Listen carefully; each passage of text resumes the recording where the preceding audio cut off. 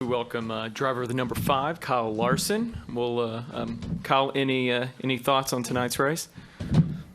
Yeah, no, it was fun. It was good to get a lot of green flag laps in, and restarts in the first half were fun. I was trying to kind of all figure it out, and then was surprised the second half ran as long as it did too. So got crazy at the end, but able to get a top 5 again here, 3 years in a row, 5th. Would like to be better, but I felt like our car was better. Just a good point to work on it, try and get better for the other short tracks. We'll open it up for questions. Start with Zach. Zach Sterniolo, NASCAR.com. Kyle, just the fact that we got this race in this weekend, the decision to move it to Saturday night, what did you think about it, and just the fact that we were able to do something like this so flexibly? Yeah, I mean, it was awesome. I was not planning on racing anything other than a heat race today, and had no thought that running the whole race was actually an option. So Cliff had asked me if I'd heard the rumors or whatever around 11:30 or so, and that got me excited. So I'm happy that they were able to do that, and obviously I'm sure they take a huge financial hit, NASCAR does, but I think at the same point, the crowd is awesome, out there for a spur of the moment, race and free admission and all that. So hopefully a lot of these fans who've maybe never been to a race before, will now fall in love with the sport and venture out and kind of grow from there. So, maybe this could accidentally work out really well for NASCAR. Cool. We'll go to Daniel. Daniel McFadden, FrenchRush.com.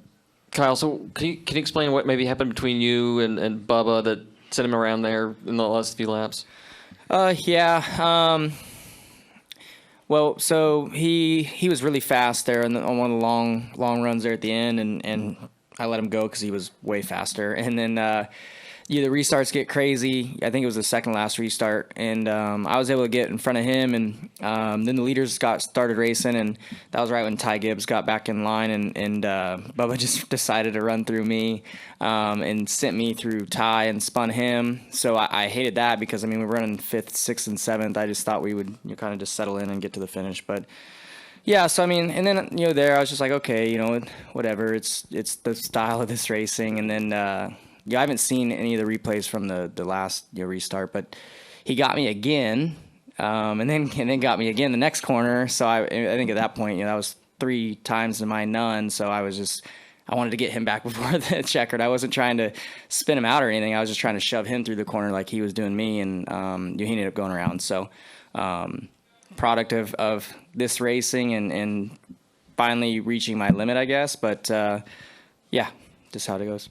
And if this is the last Clash that's held here, how would you sum up this 3-year experiment in Southern California? Yeah, no, I haven't heard what the plans for the future of this event is, but if it has ran its course, I think I applaud NASCAR. I think they've done pulled this off in a great way. I would have never expected the first year that it would have been as legit as it is, and the atmosphere is great.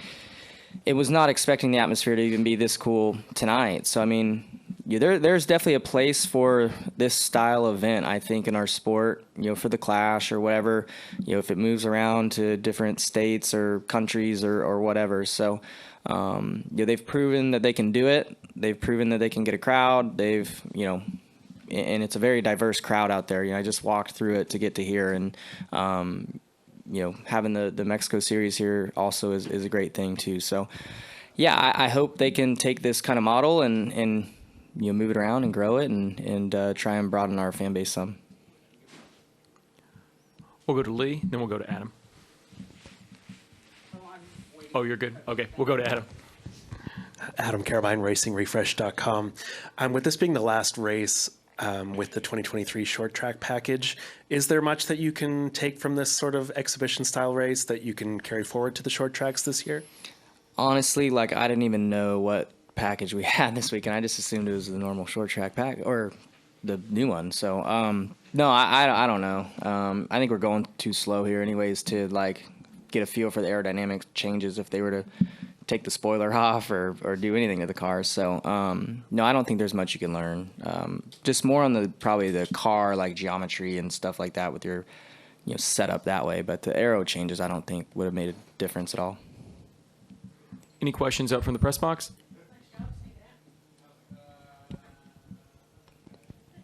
Okay, we'll go in the back to Brian. Brian Twining, Bedford's Media Group. Like you said, you and Bubba kind of got into it at the end there, but I mean, with this being an exhibition race, do you think the drivers are a little more open to forgive and forget because now you have like a pretty extended break before you get into Daytona and the actual real racing? I don't know. I mean, obviously Bubba and I have had a history in the past, so I'm sure.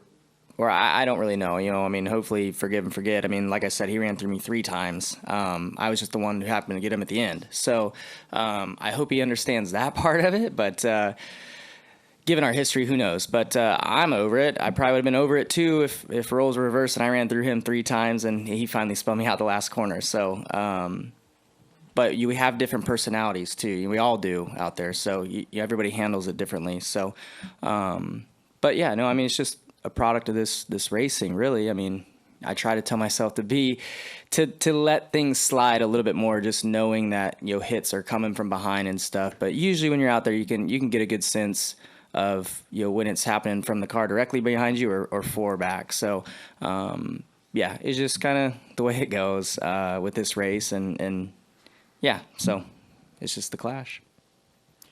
We'll go to Jeff, and then we'll go to Bob up in the press box. Couple years ago, there was so much talk about like the low speed impacts with this car, were really causing some of the head problems, and the impacts were so jarring.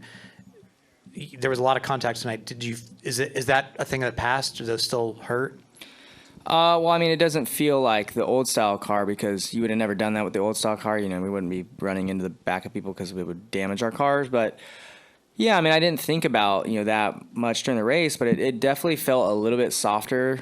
The direct hits from behind compared to last year, it's still a lot, but I would say, yeah, it felt a little bit softer. So, it makes a difference. And hopefully over time, if we have another next gen car, we can keep all that in mind and make something even softer and safer and all that. Okay, we'll go up to the press box for Bob. Yeah, Kyle, they changed the mufflers for this race. I'm curious if you could tell any difference with the heat. I wasn't sweating at all after the race, and I don't remember being crazy hot last year either, but probably a little bit hotter than this year. So, yeah, I mean, I would say it had to have been an improvement, and I know fans hate it, but I love mufflers on these Cup cars. I think they're too loud, so yeah, keep them coming. Kyle, thanks so much. Appreciate it. Yep. We'll see you in Daytona. Yeah.